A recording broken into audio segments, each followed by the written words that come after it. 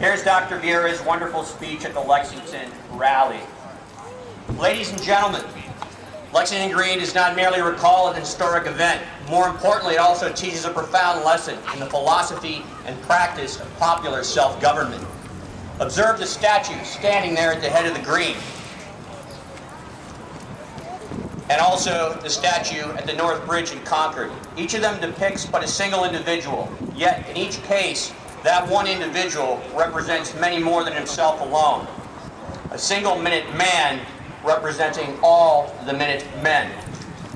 Even more importantly, the Minutemen were no happenstance bunch of individuals, some of whom accidentally gravitated to Lexington Green and the North Bridge on the 19th of April in 1775.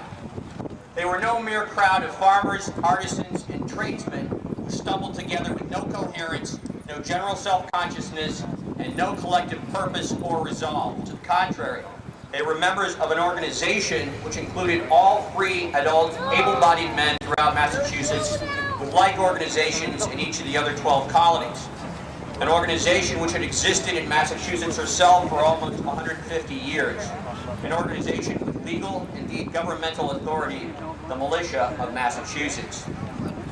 And they assembled here, not breaking the law, but to witness it, to defend it, and if possible, to enforce it against the British troops who were, they rightly believed, breaking the laws of Massachusetts, abridging the colonists' rights as Englishmen, and flouting what the Declaration of Independence later called the laws of nature and nature's God.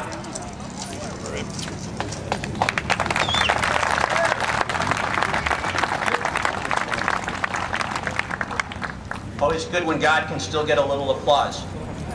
Here at Lexington, the militiamen did not at first intend to fight. They meant only to demonstrate their disapproval of the incursion into their town by General Gage's troops, to embody in their own persons on this green their legal authority, and to present a living remonstrance through a muster of physical, but even more importantly, of legal and moral strength, rather than an act of outright forcible resistance. And now we have a quote by Pastor Jonas Clark, who is an eyewitness to the battle. Quote, "Was alarmed and ordered to meet at the usual place of parade, not with any design of commencing hostilities upon the King's troops, but to consult what might be done for our own and the people's safety, and also to be ready for whatever service Providence might call us out upon this alarming occasion, in case overt acts of violence or open hostilities should be committed by the British." So recalled Reverend Parker. Alarm guns were fired and drums beat to arms, and the militia was collecting together. Some to the number of about 50 or 60, and possibly more, were on parade. Others were coming toward it. In the meantime, the British troops, having stolen a march upon us, seemed come determined for murder and bloodshed, and that whenever provoked to it or not, when within about an eighth of a mile of the meeting house, that's the meeting house right there, that's Buckman Tavern, they halted, and the command was given to prime and load, which being done, they marched on till they came in sight of our militia. Immediately upon their appearing so suddenly and so nigh, Captain John Parker, who commanded the militia company, ordered the men to disperse and to take care of themselves and not to fire. Upon this our men dispersed, but many of them not so speedily as they might have done. Not having the most distant idea of such brutal barbarity and more than savage cruelty from the troops of a British king as they immediately experienced. For no sooner did they come in sight of our company, but one of them, supposed to be an officer of rank, was heard to say to the troops, "Damn them, we will have them." Upon which the British troops shouted aloud, "Huzzah!" and rushed furiously towards our men.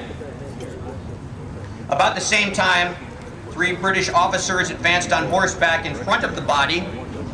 Pitcairn, I believe, was in charge of that. And one of them cried out, "Ye villains, ye rebels, disperse! Damn you, disperse!" Or words to that effect.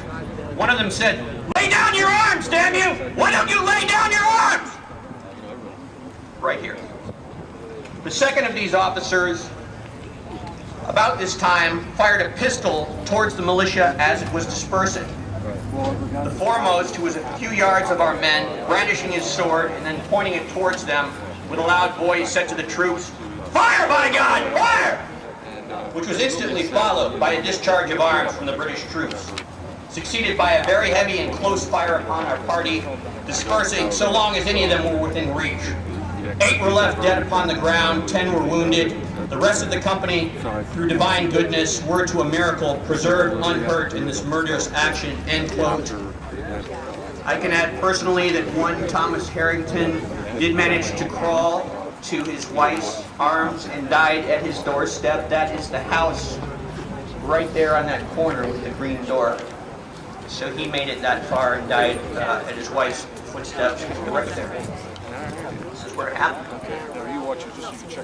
Back to Dr. Vieira. We learn from this account, pursuant to orders, Lexington's militiamen were in fact dispersing when the British opened fire on them. Dispersing, but not laying down their arms.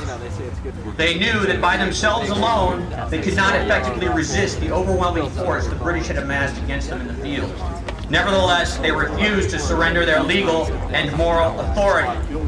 And later, they, along with militiamen from Concord and other towns throughout the surrounding area, combined that authority with sufficient force and drove the British back into Boston.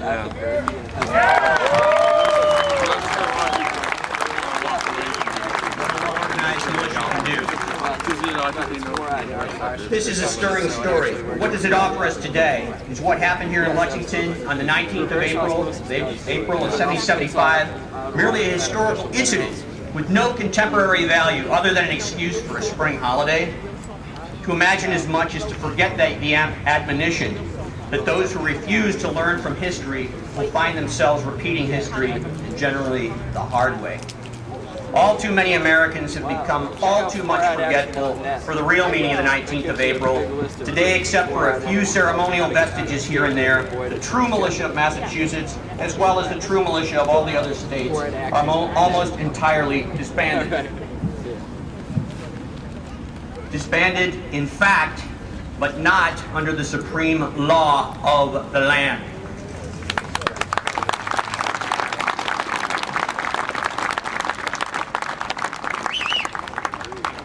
Book again, Constitutional Homeland Security. This is all the Homeland Security we need right here. That's right.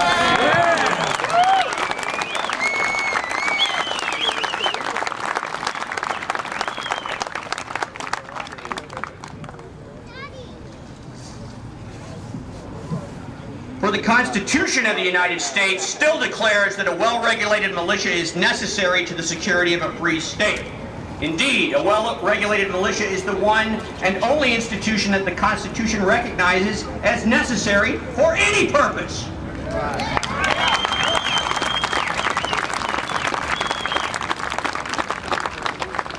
The Constitution still incorporates the militia of the several states according to the principles under which they existed in 1788 into its federal structure. The Constitution still delegates to Congress, and in default of Congress to the states, and in default of Congress and the states to we the people, the power and the duty to organize, arm, discipline, and train the militia.